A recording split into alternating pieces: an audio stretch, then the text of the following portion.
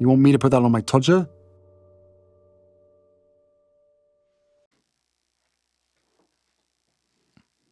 Harry's wife, out to get him. Hello, I'm H.G. Tudor. You are aware that Dan Wootton of GB News and the Daily Mail is facing allegations of sexual misconduct, and that he finds himself under scrutiny and criticism. He has been a frequent detractor of Harry's wife, with due cause and justification, a particular thorn in her side.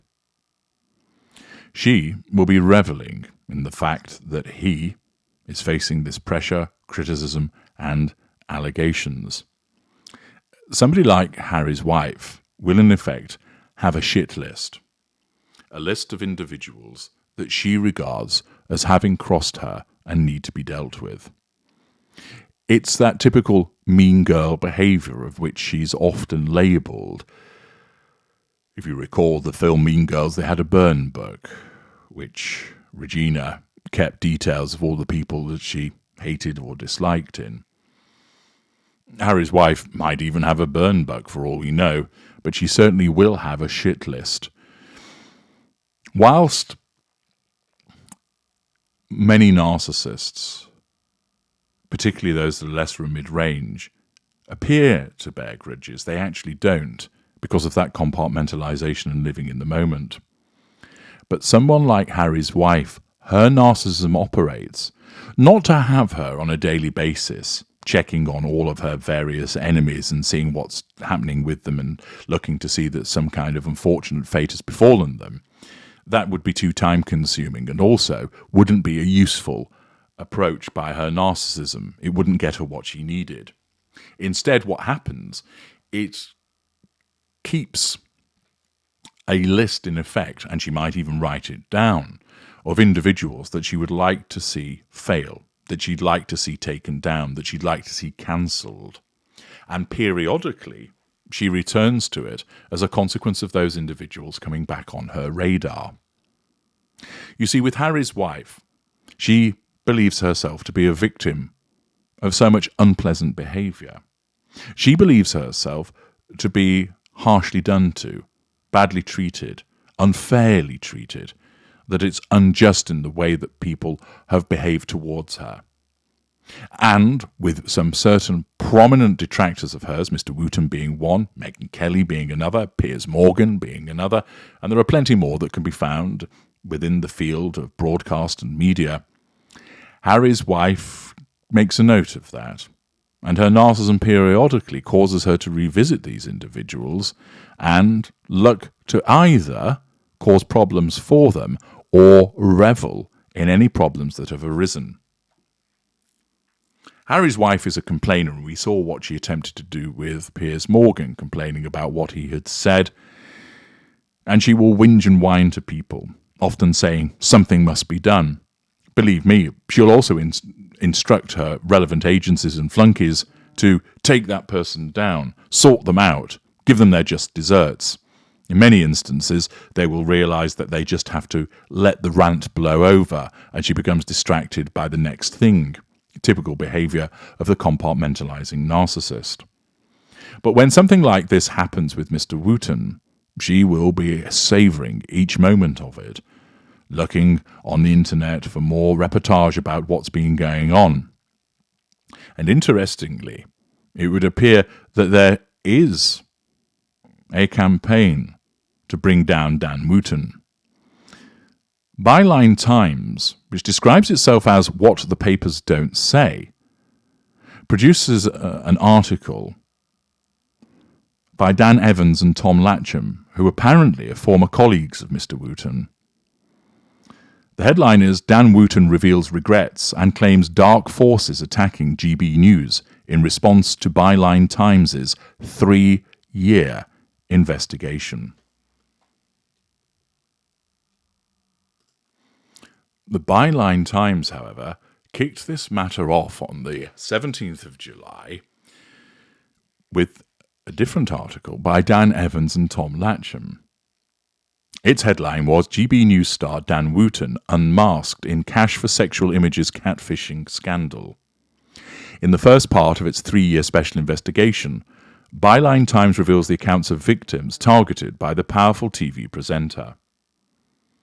The article reads, GB News presenter and Mail Online columnist Dan Wootton hid behind fake online identities to trick and bribe scores of men into revealing compromising sexual material, Byline Times can reveal in the first part of a 3-year special investigation. Now, as I mentioned yesterday, there are various narcissistic indicators about Mr. Wooten's behaviour, but the purpose of this video isn't to go into an in-depth analysis of what he might be. I may well do that on another occasion, but to look at the campaign that's against him, vis-a-vis the delight that Harry's wife will have in it, and also to consider what part she might be playing in all of this. The article continues by explaining the 40-year-old broadcaster and self-styled voice against woke culture, whose show Dan Wootton Tonight is the biggest ratings winner on the UK's 4th most watched news channel, targeted journalistic colleagues, friends and members of the public for at least 10 years. Byline Times has extensive evidence to show that, between June 2008 and 2018, Wooten, who is gay, posed as a fictitious show business agent called Martin Branning to offer sums of up to £30,000 tax-free to his targets, many of whom were heterosexual men. Among them are a very senior executive at Rupert Murdoch's News UK, alongside at least 6 other staff at the Sun newspaper, one with close links to News UK CEO Rebecca Brooks, friends, Facebook associates and users of the dating apps Grindr and Gaydar. 2 of the targets made criminal complaints to Scotland Yard without knowing the real identity of their tormentor, with detectives aware of the activities of Branning, whose name is a portmanteau of EastEnders characters Martin Fowler and Max Branning, since 2019. Our journalists handed a 28-page dossier of evidence to the Metropolitan Police for investigation on the 20th of June 2023. However, last week criminal claims started to emerge on social media, with the post rapidly attracting more than 18 million views, causing Wooten to trend on Twitter for several days. So these investigative journalists have clearly undertook a comprehensive review of the evidence in relation to Wooten's conduct and have submitted it to the police. It continues by stating that as a result, this newspaper is today publishing some details of our findings. We have identified 5 co-conspirators, along with a representative group of around a dozen victims. However, sources suggest the true figure extends to many, many more men. Byline Times knows the names of those involved, but in order to protect the victims and the course of justice, it will not be revealing them publicly. Wooten has been off-air at GB News, on which he hosts a week-nightly show, for 2 weeks, taking leave to visit his family, who live near Wellington in his native New Zealand. He has been silent in the face of mass Twitter accusations, except to retweet promotions of his broadcasting return due at 9 p.m. tonight. In his absence, the news channel has covered the money for sexual images controversy surrounding the BBC, and its lead presenter Hugh Edwards describing the story as a nuclear bomb. Stand-in Mark Dolan told viewers on Dan Wootton Tonight, "It's a bad day for Hugh Edwards as he battles for his health and the future of his career. But for the BBC, it's even worse." Dolan added on the 14th of July that this Hugh Edwards story is not going anywhere. At the time of Dolan's most recent comment, Byline Times investigators had already informed executives at GB News of the scope and veracity of allegations against Wooten, but the channel has continued to heavily promote Wooten's programme. During the established period of his activities, Wooten was initially an influential editor for Murdoch's News of the World before moving, once that paper closed in 2011, after the phone hacking scandal, to the Daily Mail, and then from 2013 to Britain's biggest selling tabloid, The Sun, at which he edited its bizarre showbiz column before becoming an associate editor. His career has given him great power and influence in British media and access to the worlds of television, celebrity and the monarchy, on which it is his highly paid professional role to report. Tonight, a representative for Dan Wootton declined to provide Byline Times with an on-the-record response. It is understood that he strongly denies all allegations of criminality. The representative did not clarify when asked whether Wooten also denies being Martin Branning. Byline Times' evidence extends to an account of admissions Dan Wootton made to a trusted former colleague and friend in which, during his many moments of crisis, he revealed his fear of being exposed as Martin Branning and the prospect of a pile-on of victims. One victim, who is married with children, told this newspaper that he was left in shock to receive a text from Branning offer him £10,000 tax-free in return for private work and to pose nude, adding that it felt like blackmail or entrapment. A second victim told Byline Times that Branning had sent him messages from untraceable numbers day and night, offering sums up to £30,000 in return for sexually compromising pictures and that sort of thing. This victim said he had uncovered a pattern of men who had worked with Wooten being harassed with unsolicited malicious communications.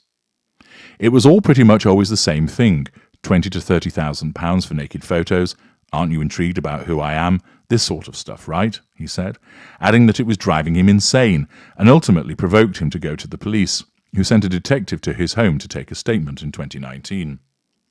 A third victim, a former junior colleague who has indicated that he is willing to speak to the police, revealed how on several occasions he received disguised calls with offers of work with a sexual context and said it was pretty obvious they were from Wooten. A fourth victim, another junior colleague, was contacted on Facebook by Wooten in 2009, posing as a blonde woman called Maria Joseph, who exchanged flirty messages before swapping images of an unconnected female face from reality TV in return for images of the colleague, who is heterosexual and today also married with children. The fourth victim said, "I received a friend request from a girl called Maria Joseph. Immediately she was very flirty, and having just come out of a messy breakup, I didn't have my wits about me as much as I should. She soon started to send me semi-nude pics and swapped to email and phone. Her number was a New Zealand number, as she said she'd just come back from a year over there. As more pics came through, she started to request them from me, which I duly obliged. Fortunately, I kept my face out of them. Then she started to send one she'd already sent, which she brushed off with obviously I'm talking to a few guys at the same time. At this point, I'm being super careful and start to snoop further into her profile.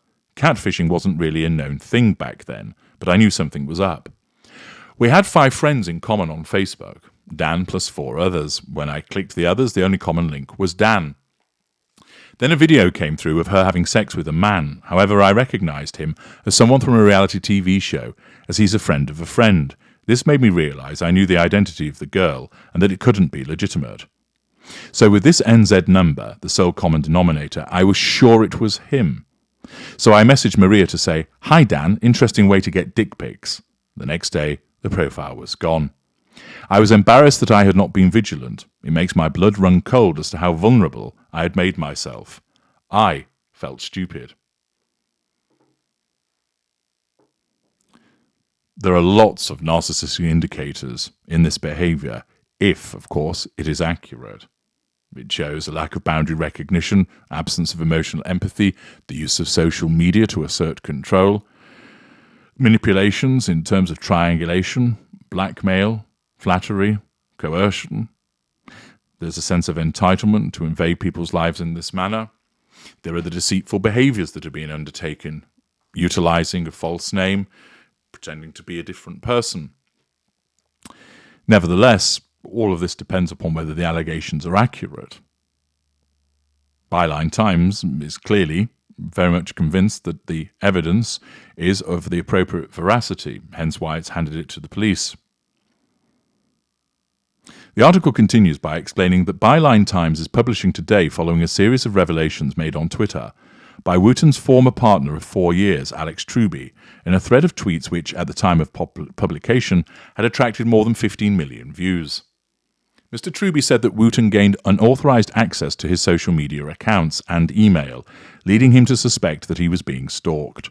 The intrusion became evident when Mr. Truby found his Gmail account as being accessed from an IP address at the News of the World office, where Wooten was employed at the time. Mr. Truby also told how, when he was flat-sitting for Wooten in 2013, who was visiting family in New Zealand, he found a padlocked holdall concealed behind Wooten's washing machine, which he opened and found an external hard drive inside containing a secretly filmed video of an employee of The Sun engaged in sexual activity with their partner. With the video, Mr. Truby described finding a transcript of an MSN Messenger conversation between the Sun employee's partner and Martin Branning. The MSN conversation was between the colleague's partner and someone called Martin Branning, whereby an arrangement was indeed made to keep the sex tape in secret, without his colleague's knowledge, in exchange for £500. Mr. Truby wrote, "I knew instantly that Martin Branning was Dan." Byline Times has learned that, before ending his relationship with Mr. Wooten, Mr. Truby confronted him over the concerns of the contents of the holdall. Mr. Truby said that Wooten made a tearful admission of guilt, acknowledging he was the creator and controller of the pseudonym Martin Branning. Byline Times has put the content of this story in its entirety to GB News, Mail Online, and the Metropolitan Police. After it was announced that Wooten would be fronting his regular GB News show at 9 p.m. this evening, Byline Times again approached it for comment, extending the deadline for a response. At the time of publication, no comment had been provided. A spokesperson for News UK said, "We have received an email from Byline this afternoon, which we are looking into. We are not able to make any further comment at this stage." The newspaper's dossier of evidence remains with the Metropolitan Police. The article ends by stating that Dan Evans and Tom Latcham are former colleagues of Dan Wootton's from the News of the World. None of the sources in this investigation were paid for their testimony, and asks, "Do you have any information for our investigation? Contact Byline Times confidentially," and it provides an email address. Accordingly, the evidence comes from a number of victims that have been identified by Byline Times, along with a former partner of Mr. Wooten. On the face of it, the evidence is somewhat damning. Mr. Wooten, as you know, went on air to address these allegations, and this then prompted a response from Byline Times in a further article. They wrote, "GB News star presenter Dan Wootton tonight admitted live on air to regrets and errors of judgment in his past while failing to address the detailed allegations of Byline Times' story that he used a fake online persona to trick and bribe scores of men into revealing compromising sexual material over at least a 10-year period." In a monologue to viewers at the top of his 9 o'clock show Dan Wootton Tonight, Wooten said, "I, like all fallible human beings, have made errors of judgment in the past." Without providing his audience any context as to the nature of the errors, he added, "Who doesn't have regrets? Should I be cancelled for them years later, or do you accept that I have learned and changed? Over the past few years, I have grown professionally and personally, and I have found the meaning of true love." It came as it was announced that Byline Times' 3-year investigation into Wooten, a highly paid columnist for Mail Online and former executive editor of The Sun, has provoked their publishers to address this newspaper's revelations. In a report on ITV News at 10 on Tuesday evening, journalist Rebecca Barry said that both The Sun and the Mail have confirmed tonight that they are investigating allegations against him. A representative for Dan Wootton on Monday declined to provide Byline Times with an on-the-record response. It is understood that he strongly denies all allegations of criminality. The representative did not clarify when asked whether Wooten also denies being Martin Branning. Wooten started his show on Tuesday night with a diatribe against a so-called cesspit of thousands of trolls on Twitter intent on having him and GB News, the UK's fourth most viewed news channel, cancelled. Ignoring the substantive issues raised in Byline Times' story, a second instalment of which will be published on Wednesday, Wooten warned, "There are dark forces out to try and take this brilliant channel down, because GB News is the biggest threat to the establishment in decades, and they will stop at nothing to destroy us." It then repeats the allegations it made about what he'd been doing and how he was going out about it. It then continues by explaining that Jim Waterson of The Guardian also revealed on Tuesday that he had been investigating complaints about Branning for 3 years, but he had not been able to trace his real identity. Then makes mention of the material being passed on to the Metropolitan Police. During his GB News monologue, Wooten also emphasised that he had not made any comments during the furore around Hugh Edwards after the Sun made anonymous and unsubstantiated allegations about a BBC News presenter. He'd been on leave in New Zealand over the past 2 weeks when the scandal broke. However, when this morning presenter Philip Schofield was recently embroiled in allegations about his relationship with a younger member of staff, Wooten cited a whistleblower who declared, "I would have thought in this day and age that a mainstream broadcaster such as ITV ought to be seen to doing all it can to deal with issues like this, find out where the truth lies, and in the meantime suspend those whom the rumours concern." Wooten appeared to condone the message by demanding the truth this time, not the saccharine fairy tale Schofield offered up on the sofa to an unsuspecting British public. Insiders at GB News said the presenter cried when he first saw Byline Times' published story on Monday in the GB News green room during the opening ad break on his show. Another source claimed that his production team of 16 people were shocked and the atmosphere was funereal. Insiders also claimed that Wooten took advice from a former tabloid editor. Whatever that advice was, he seems to have decided to stake the colours of the entire GB News operation to his own career by claiming that Byline Times' journalism was somehow an attack on the channel, rather than the public interest revelation about his personal behaviour over many years while employed at other news organisations. Byline Times clearly not shutting up and, of course, engaging in the standard tactic of releasing some of the information to provoke a response whilst holding some of it back, which undoubtedly they will then do in the expectation that Wooten will make certain damaging assertions which they will then prove to be inaccurate with the further release of the information. It remains to be seen the credibility of this evidence and where it's going to go to, but Mr. Wooten does indeed find himself under attack.